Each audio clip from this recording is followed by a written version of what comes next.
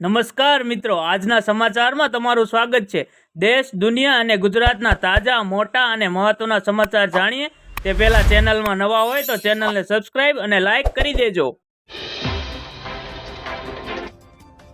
આગળના મહત્વના સમાચારની વાત કરીએ તો મેડિકલમાં પ્રવેશ માટે લેવાયેલી નીટની પરિણામ જાહેર થયા પછી ઊભા થયેલા વિવાદ બાદ હાલમાં કેન્દ્ર સરકારે ગ્રેસિંગ સાથે પાસ કરાયેલા 1563 વિદ્યાર્થીઓને નવેસરથી આગામી 23મીએ પરીક્ષા લેવાની જાહેરાત કરી દીધી છે।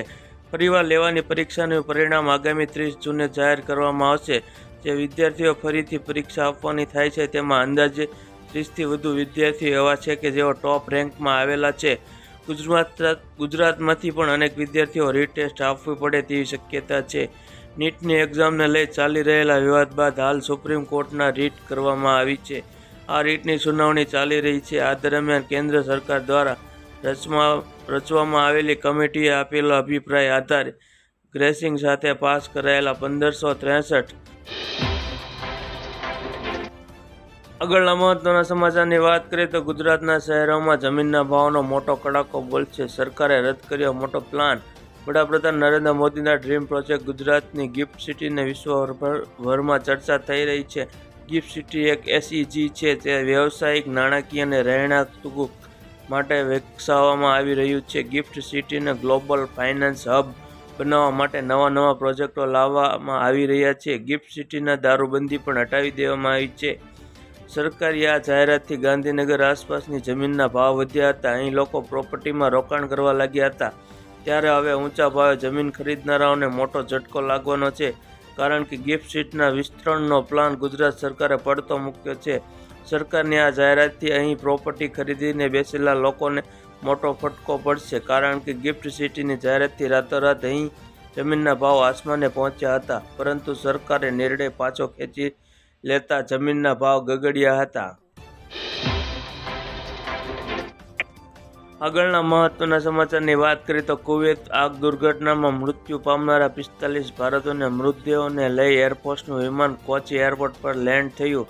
કુવૈતમાં લાગેલી આગમાં માર્યા ગયેલા 45 ભારતીયોના મૃતદેહને લઈ ઇન્ડિયન એરફોર્સનું વિમાન કેરળની કોચી એરપોર્ટ પર લેન્ડ થયું છે। તેમને જણાવી દઈએ કે કુવૈતમાં મંગાપ શહેરમાં એક બહુમાળી ઇમારતમાં લાગેલી ભીષણ આગમાં કુલ 45 ભારતીય નાગરિકોને મોત થયા હતા। ભારતીય વાયુસેના C-130J સુપર હર્ક્યુલસ એરક્રાફ્ટને જીવ ગુમાવનાર ભારતીયોના મૃતદેહને પરત લાવવા માટે રવાના કરવામાં આવ્યું હતું, જે કોચીમાં ઉતર્યું છે। એર્નાકુલમના કલેક્ટર NSK ઉમેશે જણાવ્યું હતું કે કેરળના CM પિંજાઈ વિજયન, રાજ્યમંત્રીઓ, સ્થાનિક જનપ્રતિનિધિઓ દ્વારા અંતિમ શ્રદ્ધાંજલિ આપવામાં આવશે। દરેક મૃતદેહ માટે વિશેષ એમ્બ્યુલન્સની વ્યવસ્થા કરવામાં આવી છે। એ મૃતદેહોને તેમના ઘરે સરળતાથી લઈ જવાની ખાતરી કરી છે। આગળના મહત્વના સમાચારની વાત કરીએ તો ક્રિકેટના ચાહકોને લાગ્યો મોટો આંચકો। ભારત-કેનેડા મેચ રદ, આ કારણે હવે મેચ નહીં રમાય। T20 વર્લ્ડ કપમાં 2024માં ભારત અને અમેરિકા વચ્ચે 12 જૂને ન્યૂયોર્કમાં મેદાન પર મેચ રમાઈ હતી, જેમાં ટીમ ઇન્ડિયા 7 વિકેટથી જીત મેળવી સુપર 8માં સ્થાન મેળવવામાં સફળ રહી હતી।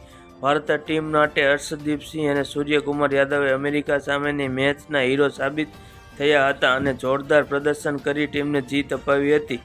T20 વર્લ્ડ કપ 2024માં ભારતીય ટીમના આ સતત ત્રીજી જીત છે। આ પહેલા ટીમ ઇન્ડિયા પોતાના ગ્રુપ મેચોમાં પાકિસ્તાન અને આયર્લેન્ડને હરાવ્યું છે। તે જ સમયે ટીમ ઇન્ડિયાની છેલ્લી ગ્રુપ મેચમાંથી મોટા સમાચાર આવી રહ્યા છે અને આ કારણોસર ભારત-કેનેડા મેચ રદ થઈ છે। આગળના મહત્વના સમાચારની વાત કરીએ તો ગુજરાતના મુખ્યમંત્રી ખરેખર નિખાલસ, મૃદુ અને મક્કમ છે, તે વાતમાં કોઈ બે મત નથી અને આજે તે એમની ફરી એક વખત સાબિત કરી બતાવ્યું। મુખ્યમંત્રી ભૂપેન્દ્ર પટેલે ખરેખર 56 ઇંચની છાતી કહેવાય। ભૂલ તો દરેક કરે છે, પણ સ્વીકારવાની હિંમત કોઈનામાં નથી હોતી। તે હિંમત ગુજરાતના રાજા ભૂપેન્દ્રભાઈ પટેલે કરી બતાવી। મુખ્યમંત્રી ભૂપેન્દ્ર પટેલે ચેક વિતરણ કાર્યક્રમ રાજકોટ દુર્ઘટના બાદ ભૂલ સ્વીકારીને કહ્યું કે ક્યાંક ને ક્યાંક આપણી ભૂલ છે। મુખ્યમંત્રીએ કહ્યું કે સૌથી પહેલાં પ્રાયોરિટી માણસનો જીવ હોવો જોઈએ। દાદાનો હુંકાર છે કે અધિકારી હોય કે પદાધિકાર, સમાધાન ન હોવું જોઈએ। વાહ દાદા, અમને ગર્વ છે, અમને ગુજરાતના આવા મુખ્યમંત્રી મળ્યા છે। અમે પણ સમજીએ છીએ કે એક મુખ્યમંત્રીના માથે આખી ગુજરાતની જવાબદારી હોય છે. આગળના મહત્વના સમાચારની વાત કરીએ તો વડાપ્રધાન નરેન્દ્ર મોદી ત્રીજી વાર સત્તા સંભાળી પછી ગુરુવારે તેમના પ્રથમ દિવસે જ પ્રવાસ જવાના રવાના થયા છે. મોદી ઇટાલીમાં G7 શિખર સંમેલનમાં ભાગ લેશે. આ યાત્રા દરમિયાન વડાપ્રધાન અમેરિકાના રાષ્ટ્રપતિ જો બાઇડનને મળી શકે છે. ઇટાલી રવાના થવાથી પહેલા મોદીએ જણાવ્યું હતું કે વિશેષ સત્રમાં આર્ટિફિશિયલ ઇન્ટેલિજન્સ, ઉર્જા, આફ્રિકા તેમજ ભૂમધ્ય સમુદ્ર જેવા મુદ્દાઓ પર ચર્ચામાં ધ્યાન કેન્દ્રિત કરશે. એ સિવાય ગ્લોબલ સાઉથ માટે મહત્વના મુદ્દાઓ પર પણ ચર્ચા વિચારણા કરશે. મોદી આવતીકાલે શુક્રવારે મંત્રણાના સત્રમાં ભાગ લેશે. મોદી ઇટાલીના વડાપ્રધાન જોર્જ મેલિયોની સાથે પણ દ્વિપક્ષી મંત્રણા કરશે. ઇટાલીમાં આજે ગુરુવારથી 3 દિવસ માટે યોજાતી G7 શિખર સંમેલનમાં યુક્રેન યુદ્ધ અને ગાઝા સંઘર્ષના મુદ્દા પર છવાયેલા રહેશે. આગળના મહત્વના સમાચારની વાત કરીએ તો અયોધ્યા રામ મંદિરને બોમ્બથી ઉડાવી દેવાની ધમકી, જૈશે મોહમ્મદે જાહેર કર્યો ઓડિયો અને ચેતવણી. અયોધ્યામાં રામ મંદિરને બોમ્બથી ઉડાવી દેવાની ધમકી આપતા ઓડિયો મેસેજ સામે આવ્યા બાદ સુરક્ષા એજન્સીઓ તપાસમાં વ્યસ્ત છે. કહેવામાં આવી રહ્યું છે કે આ ઓડિયો મેસેજ પાકિસ્તાનથી આતંકી સંગઠન જૈશે મોહમ્મદ દ્વારા જારી કરવામાં આવ્યો છે. ઉલ્લેખનીય છે કે વર્ષ 2001માં અયોધ્યામાં આતંકી હુમલો થયો હતો. કેન્દ્ર અને રાજ્ય સરકારની તમામ એજન્સીઓ હવે હાઈ એલર્ટ પર છે. 16 દિવસ પહેલા રામ મંદિરમાં બોમ્બથી ઉડાવી દેવાની ધમકી મળી હતી. સૌથી પહેલાં એક આઈડી પરથી ઇન્સ્ટાગ્રામ પર પોસ્ટ કર્યું, ત્યારબાદ 112 પર કોલ આવ્યો. રામ મંદિરને ઉડાવી દેવાની ધમકી મળતા જ પોલીસમાં ખળભળાટ મચી ગયો હતો. સાયબર એક્સપર્ટ અને સર્વેલન્સ ટીમ તરત જ સક્રિય થઈ ગઈ છે.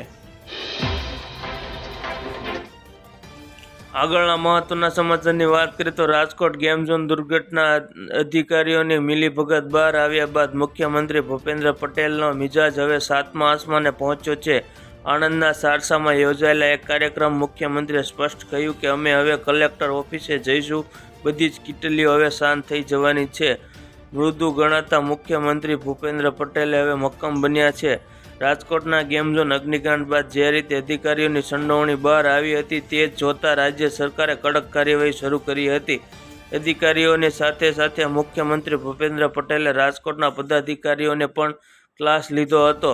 સ્વભાવે મૃદુ ગણાતા મુખ્યમંત્રી ભૂપેન્દ્ર પટેલ હવે મક્કમ પણ બન્યા છે અને તેમને કાર્યવાહી પરથી ખબર પડે છે.